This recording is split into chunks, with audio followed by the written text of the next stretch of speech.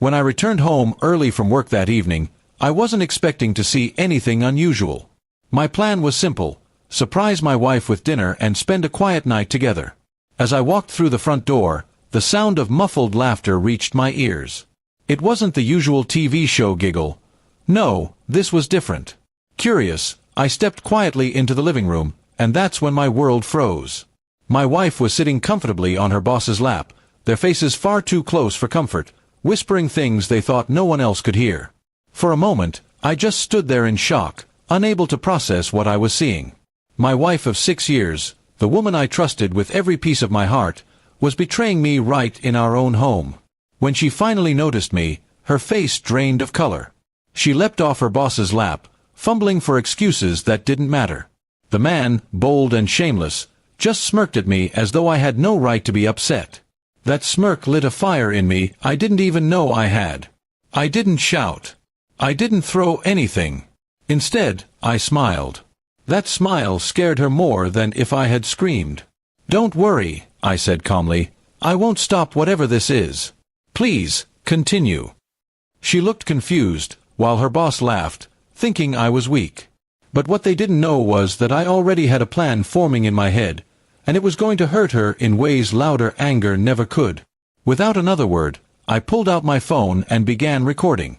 My wife begged me to stop, tears welling in her eyes, but I ignored her. I made sure to capture everything: the awkward silence, her guilt, and his smug grin. Once I had enough, I walked out of the house, leaving them stunned. She ran after me, crying, but I didn't even turn back. In that moment, my revenge had already begun. The next day, I went straight to her boss's company's board of directors. It turned out that he was married as well and had a spotless reputation to maintain. I handed them the video, explained what had happened, and walked away. By the end of the week, her boss was no longer her boss. He had been fired, disgraced, and his wife had filed for divorce. His smug smirk was wiped away permanently. As for my wife, she tried desperately to patch things up. She apologized, begged, and even promised to cut all ties with him.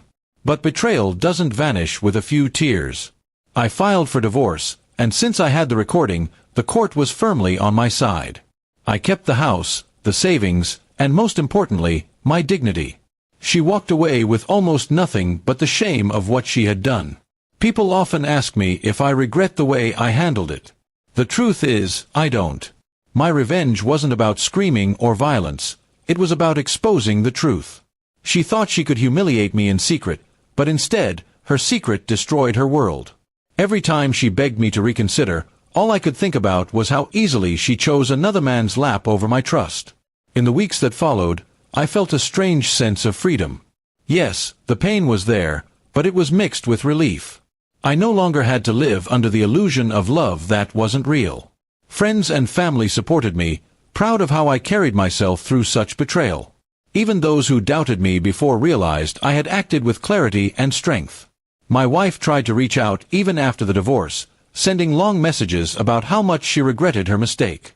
But by then, I had already started moving on.